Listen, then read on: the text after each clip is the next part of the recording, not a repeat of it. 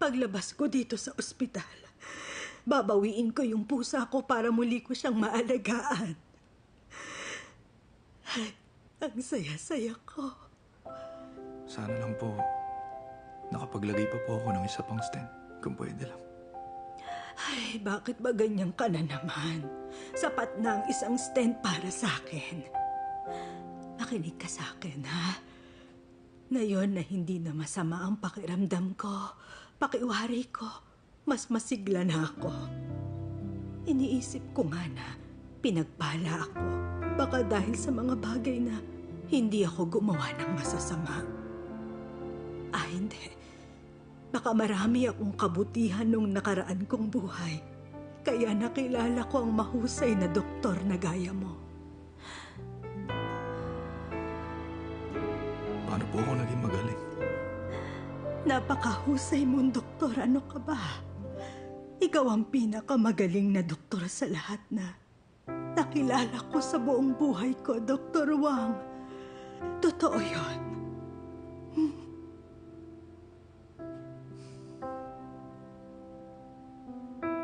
Pahinga na po kayo. Sige.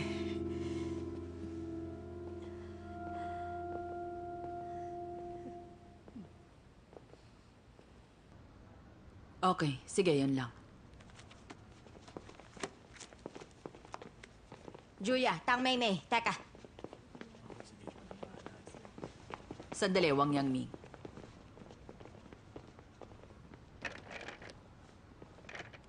Kumusta yung surgery ng bed 5? Unstable angina, may diabetes din. Naglagay ako ng stent at naging successful naman. Wala na akong ibang ginawa dahil sumikip na yung blood vessels niya. Delikado baka mag-rupture. Pero nagawa mo na ang ganong surgery dati. Maraming beses na. Tama po. Pero dati kasi, ginagawa ko yun kasama si mentor at Dr. Su. Pero di ka pa naman pumalpak, di ba? Hindi po. Kung ganon sa nakikita ko, may experience at kakayahan ka sa ganong surgery. Ang problema, naduduwag ka na gawin yon, tama?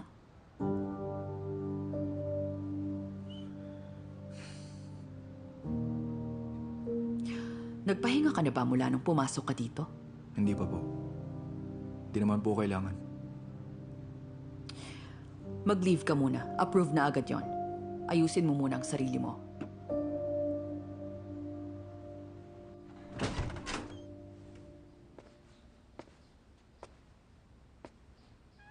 Oh! Ang aga mo yata nakauwi ngayon, ha? Bakasyon ako Bakasyon? Bakit? Ano bang meron ngayon? Annual leave.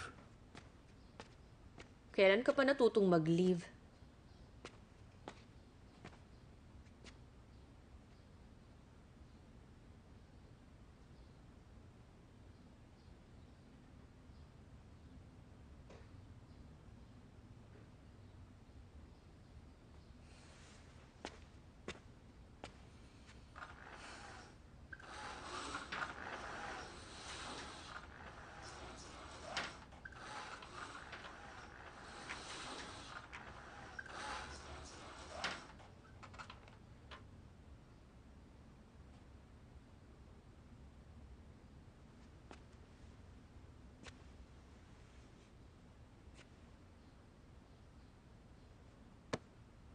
Hoy, ano bang iniisip mo dyan?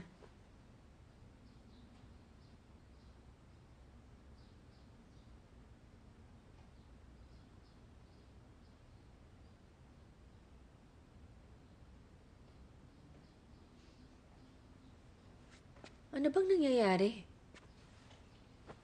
Bakit tinago mo bigla lahat ng medical books mo? Dati nga ayaw mong pahawak sa akin to eh. Napagod na ako. Naanggahan na.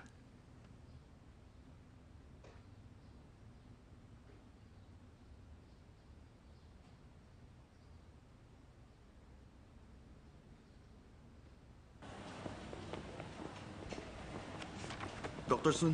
Sa ward ba siya? Oh. Tara.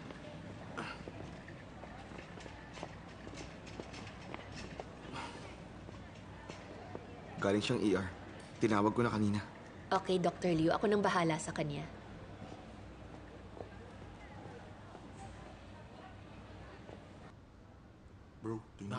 natin to. Mataas halos lahat ng mga reading. Magaling si Dr. Liu. Alam niyang ginagawa niya. Dami nating matututunan sa kanya. Tama.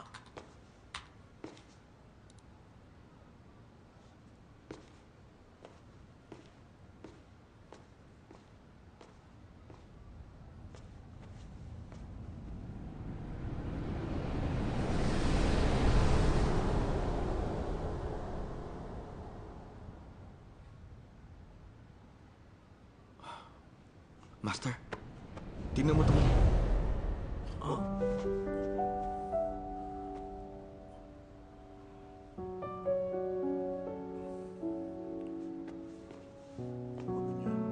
Kailangan i-monitor yung pasyente. Okay, sige.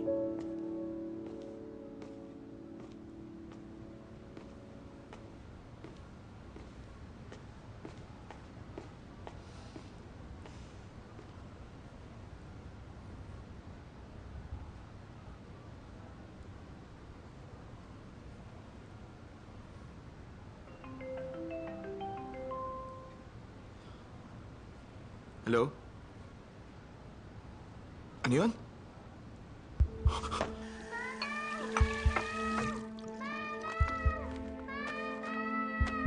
Ano nangyari? Ano nangyari, Hami? Mama, bakit di na po gumagalaw si P? Ma! Nanikip yung dibdib. Tumawag siya 30 minutes ago. Nag-take ng nitroglycerin. After 5 minutes, tumigil ang tibok ng puso. Niresuscitate na namin siya. Ayon sa ECG, myocardial infarction. Sabi po ni Papa sa akin, pag tumigil daw ang tibok ng puso, maliligtas natin siya pag sinipr natin siya. Hami, sa kalagayan ni P, walang mangyayari kahit i-CPR natin siya. Si Tito po, doktor siya. Yung mga doktor nagliligtas po ng buhay, di ba? Mama, alam ko na pong kasalanan ko. Hindi ko na po ulit hahayaan na guluhin ni P si Tito. Hindi na po ulit magpupupo si P sa ulo ni Tito pag natutulog siya.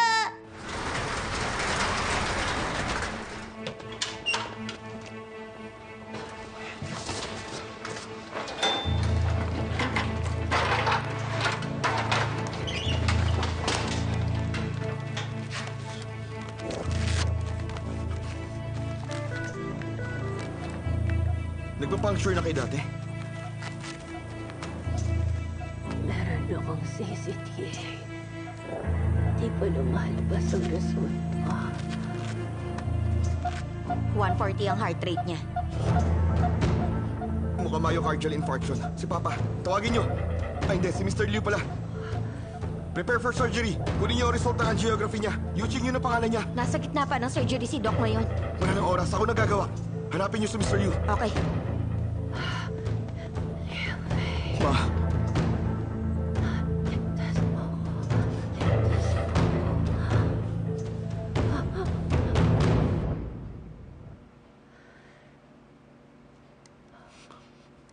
Ma, ano pang sabi niyo?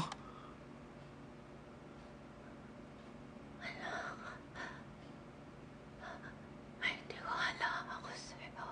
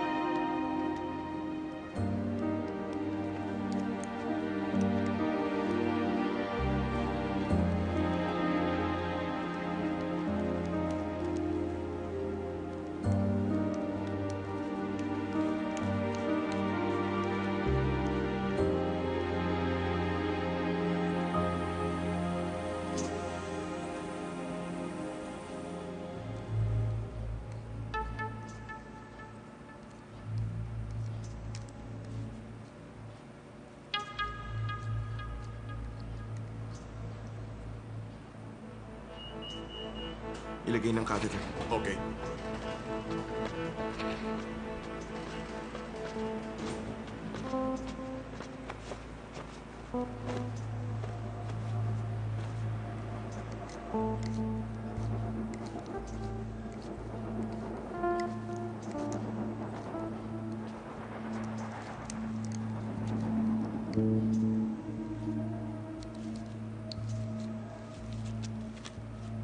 Inject contrast agent.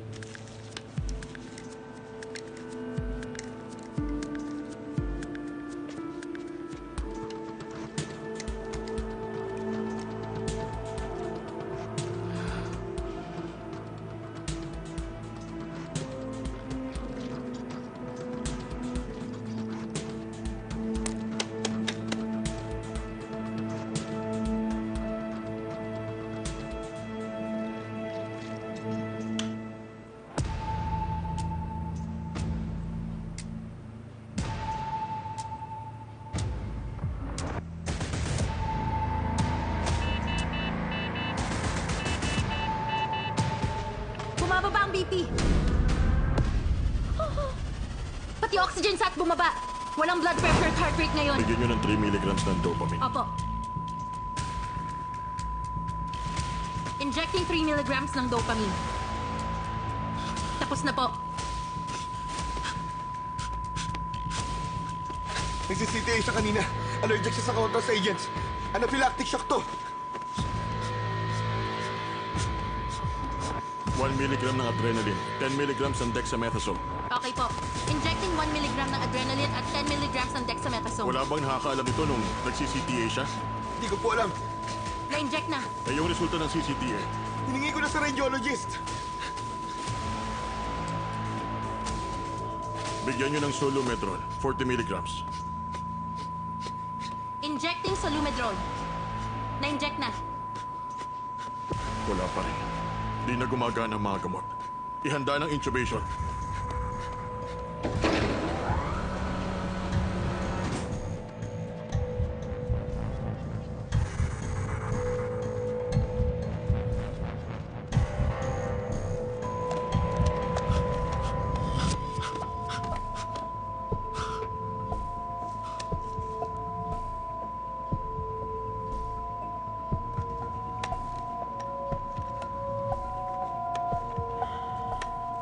Yung pharynx niya naman magana. Hindi na mapapasok yung tube. Masyado ng maga. Subukan nyo! Bumabalik ang heartbeat. Dahil yun sa chest compressions, mawawala pag huminto ka. Tuloy mo lang.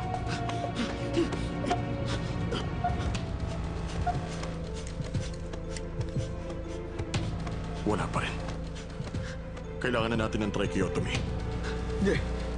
Wag. Magbalik tayo. Ako na surgeon.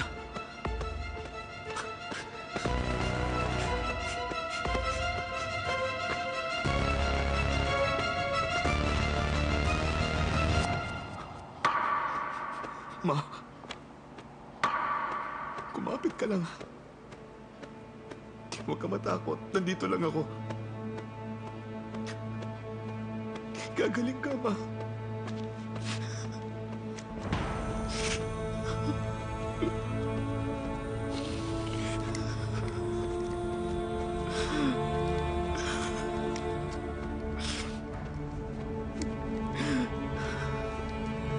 Ma, huwag ka matakot.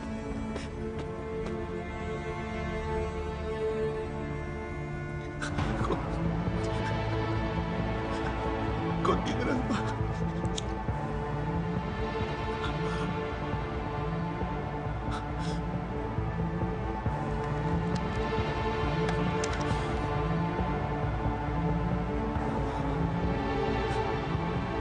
Magiging maayos ang lahat.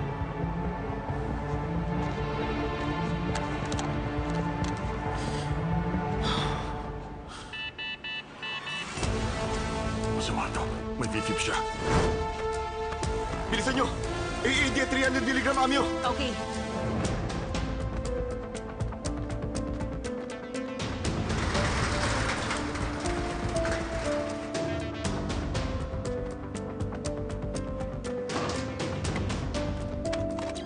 100 milligram amiodarone. 150 joules charge, ready. Lumayo kayong lahat sa kama. Ready? Lumabas ng resulta ng CCTA. Matinding paninikip ng dibdib. Base sa sintomas niya, mukhang thrombosis to. Dahil sa plaque rupture, tumawag kayo ng cardiologist. Charge 200 joules. Apo. 200 joules charge, ready. Lumayo kayong lahat sa kama. Ready?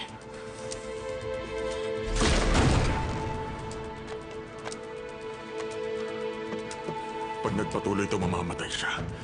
Kailangan na ng artery bypass. Sandali lang. Anong sandali?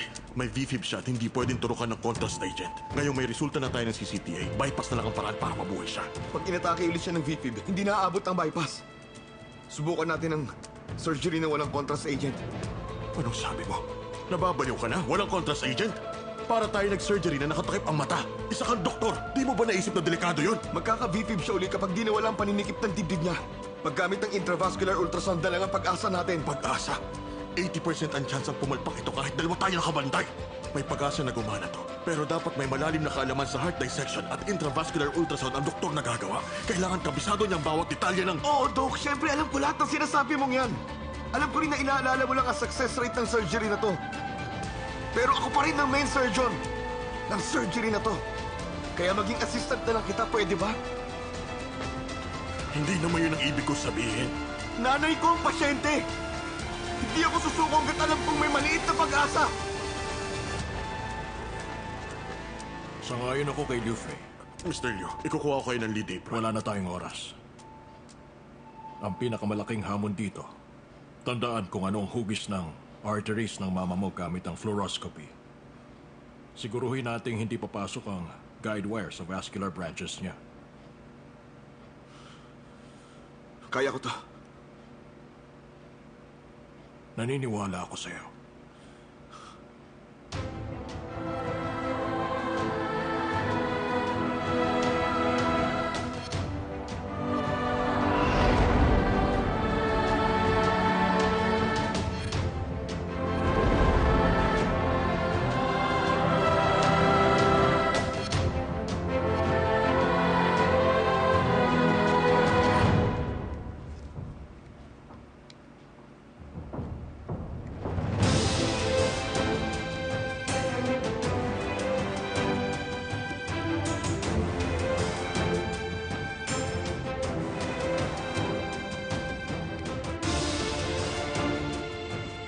Hindi dapat ganito ka-moist.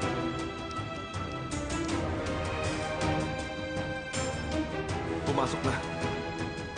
Merong thrombus, kaya nagkaroon ng paninikip. At nawala ng blood flow.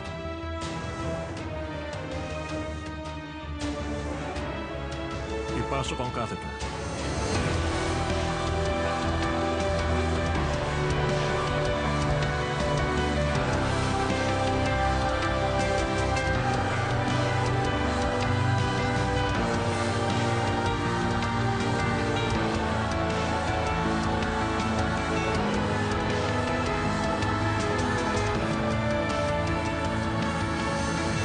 Nasa harapan na ngayon ng thrombus.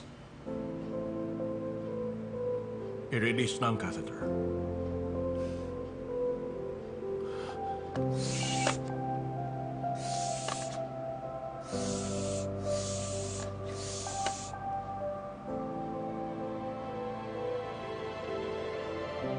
Ito na yan.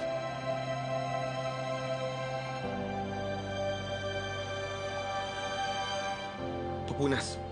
Okay po.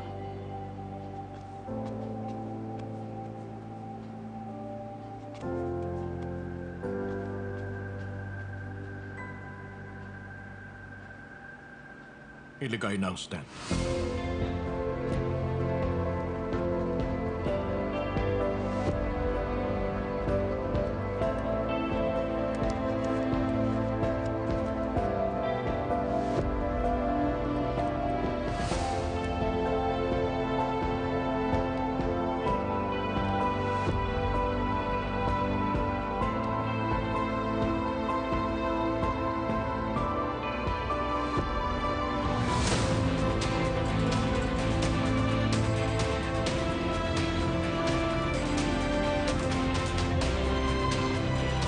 Pwede nang alisin ang stent at catheter.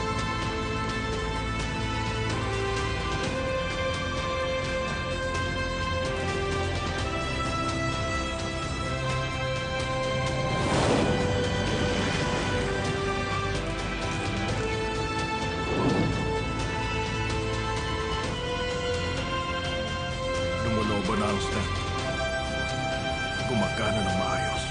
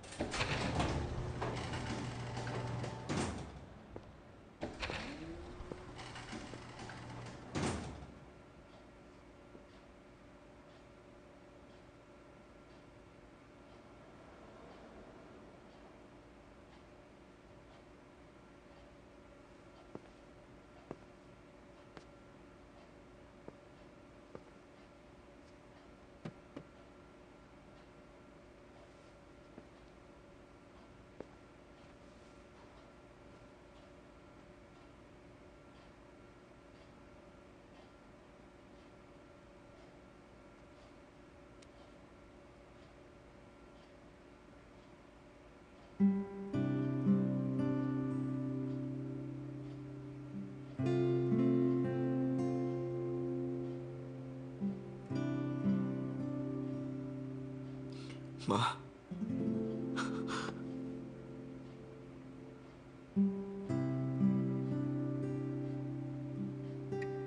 Ligtas ka na. Ayos na ako.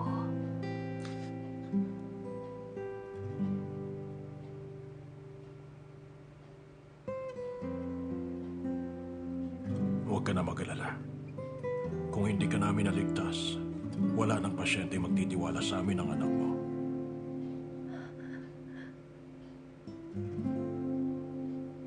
May tiwala ako sa anak ko.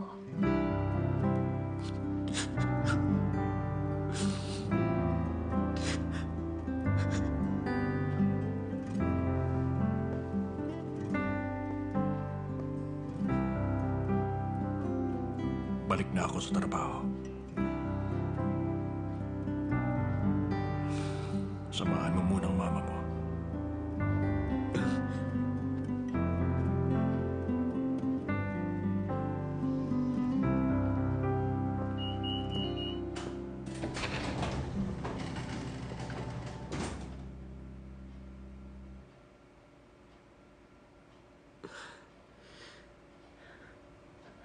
Balik ka na sa trabaho, anak. Ma, di po ako pagod.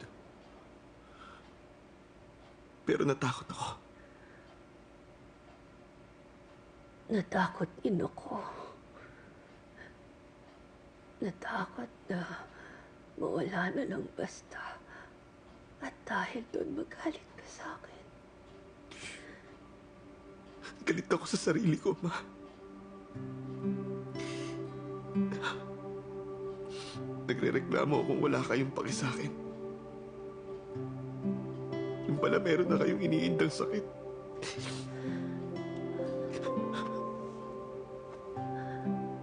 Huwag kang umiyak.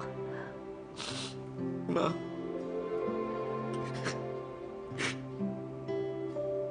Patawad.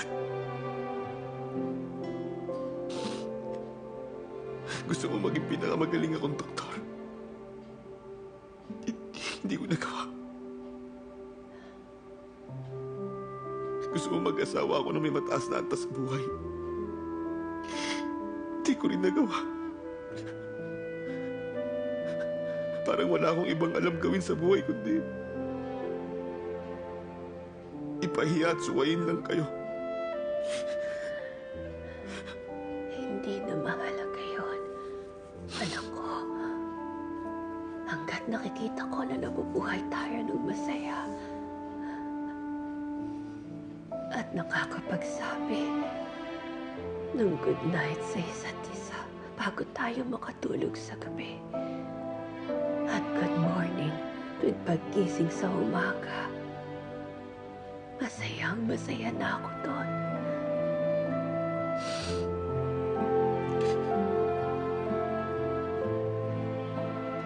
Naiintindihan ko po.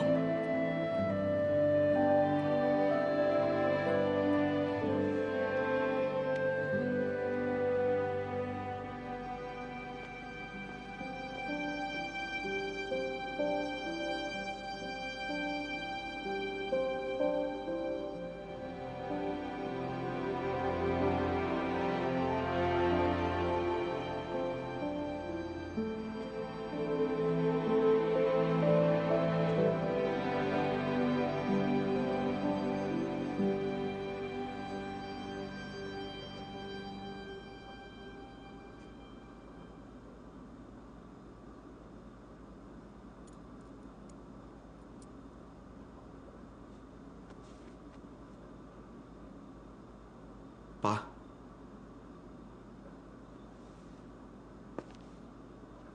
Anong gusto mong inumin? kahit ano po.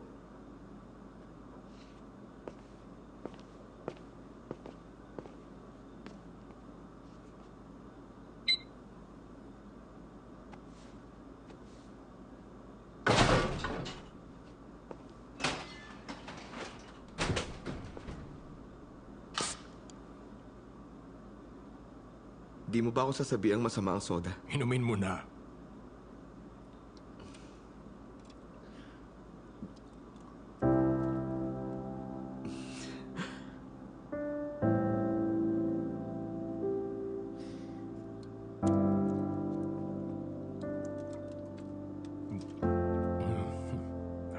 Sarap nito.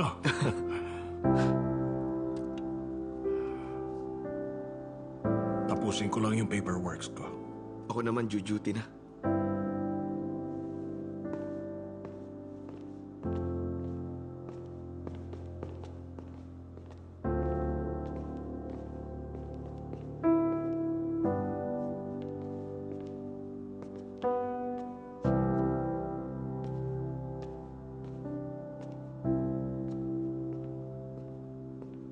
Pa!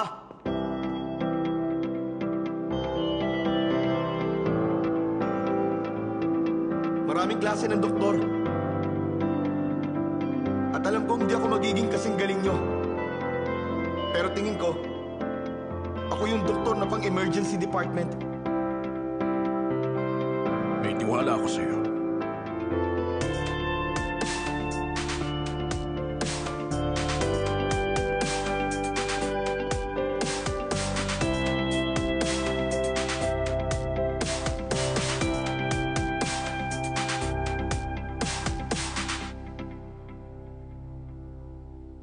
Hami, di ka makatulog? Pikit mong mata mo, magpahinga ka na. Ayaw po. Natatakot po ako na baka paggising ko matulad kayo kay P.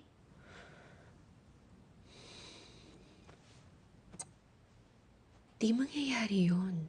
Kung ano-anong iniisip mo, matulog ka na nga.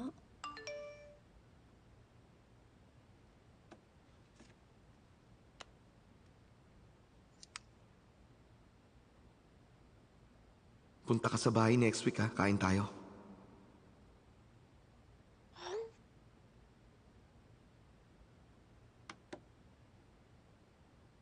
Pikit mo ng mata mo.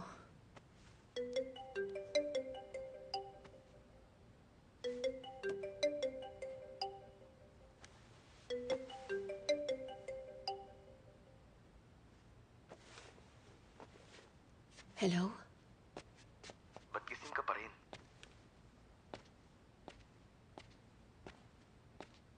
Si P kasi wala na. Hindi matanggap ni Hami yung nangyari. Ayaw niyang matulog. Kasi raw, baka pagising niya. Ako naman yung mawala. Hanggang ngayon, gising pa rin siya. Anong problema? Ba't tahimik ka? Naiintindihan ko si Ami. Sige, duty na ako. Mamaya na lang uli. Okay.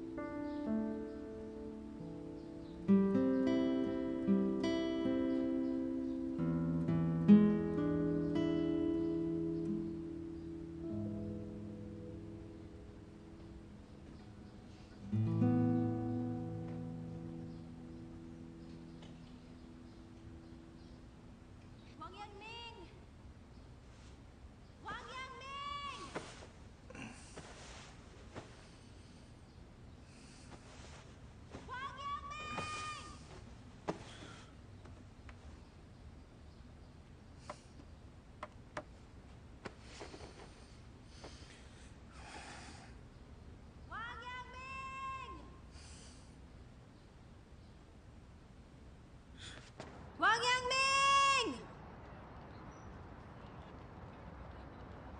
Wang Yangming! Wang Yangming!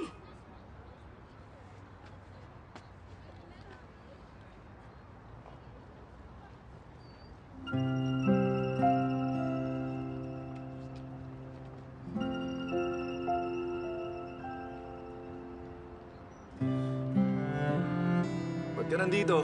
Baba na. Saan tayo pupunta? Pupunta tayo sa Ergon. Ano sabi mo? Di ba sabi mo sa akin, dadalhin mo ko sa Ergon River? Teka lang, alam mo bang napakalayo nun, ha? Di ba inuubos mo naman ngayon ang leaves mo? Ako rin kasi naka-leave ngayon. Pero, Ano, nagsisisi ka na ba ngayon? wala akong sinasabing ganun, ha? Bumaba ka na. Hindi man tayo magkarelasyon, pwede pa rin tayo mag-soulmates. Sige, hintayin mo ako. Bilis!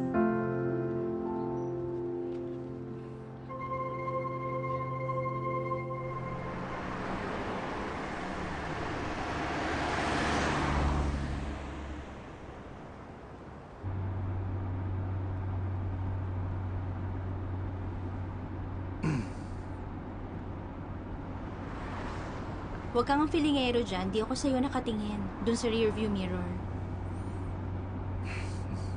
Alam ko yan.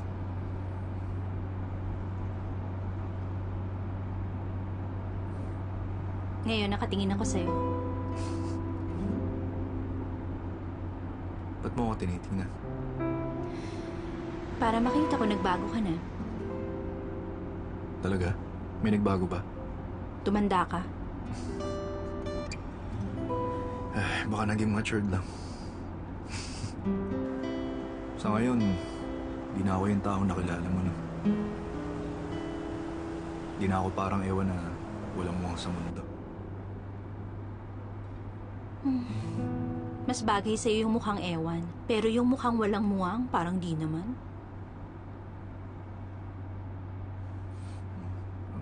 Ano yan, Officer Mang? May gusto ko bang sabihin dyan?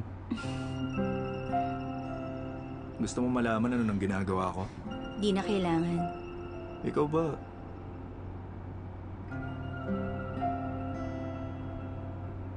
May gusto ka bang itanong sa akin?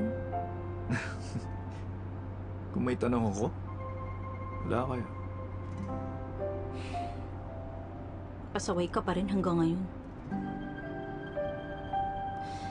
Magpapakatotoo ako sa'yo. Okay ako nitong mga nakaraang taon. Walang sakit o paninikip ng dibdib. Masaya ako sa trabaho ko sa anti-crime investigation. Nagtitrain pa rin ako. Tsaka nga pala yung cardiovascular limits ko. Ilang beses ko na rin sinubo. Teka, hindi naman pwede yun. Nag-aalala ka pa rin? Ay, wala ka namang magagawa. Hindi mo na ako pwedeng utusan ngayon.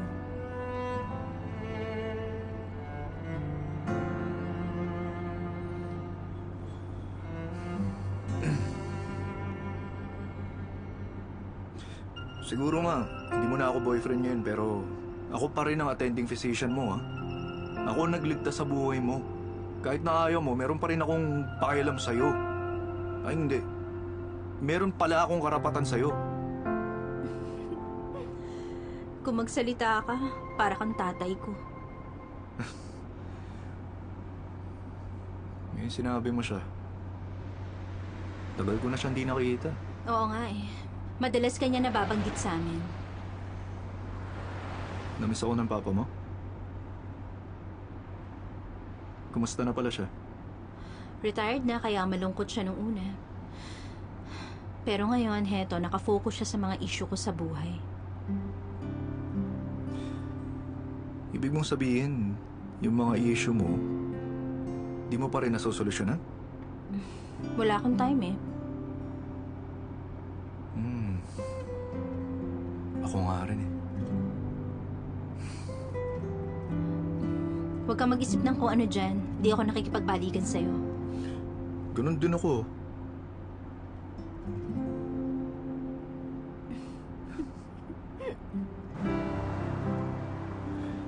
Pareho pala tayo. Coincidence, no? Lagi na lang tayo ganito.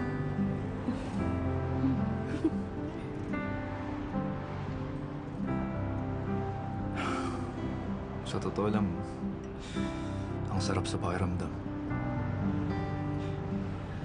Kahit anong panahon, kahit saan, basta kasama kita. Yung pakiramdam ko, sobrang saya talaga. Ganon din ako.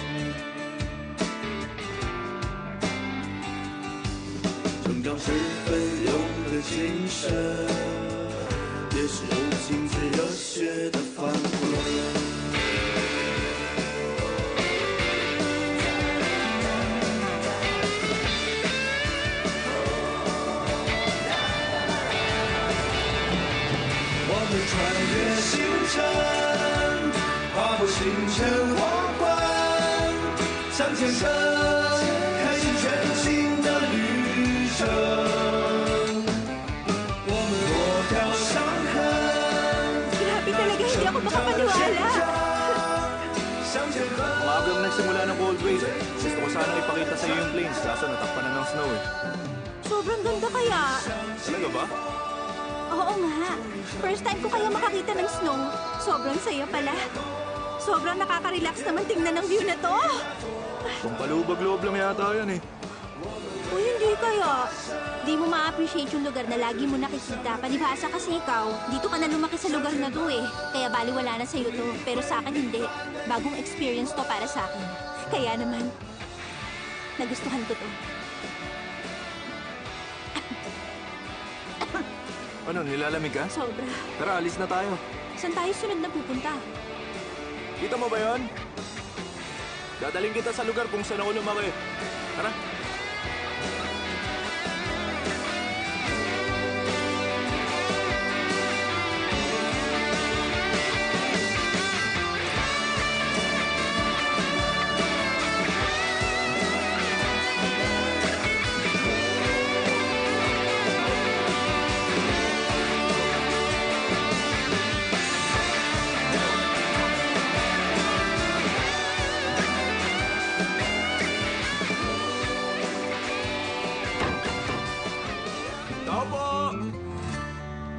Ito ba yung bahay nyo? Ba't walang tao? Binenta namin to, matagal na. Pakita ko sana yung loob eh. Tao po!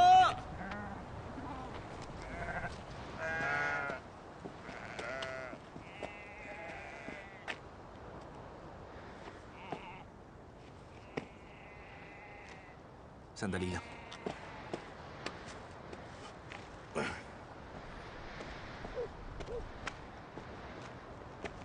Sinasabi mo bang pandak ako? Para mas makita mo. Madulas yung snow ha. Ingat ka.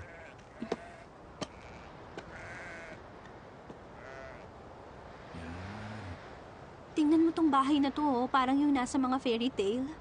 Alam mo anong tawag namin dyan? Ano? Mocha lang. Ha?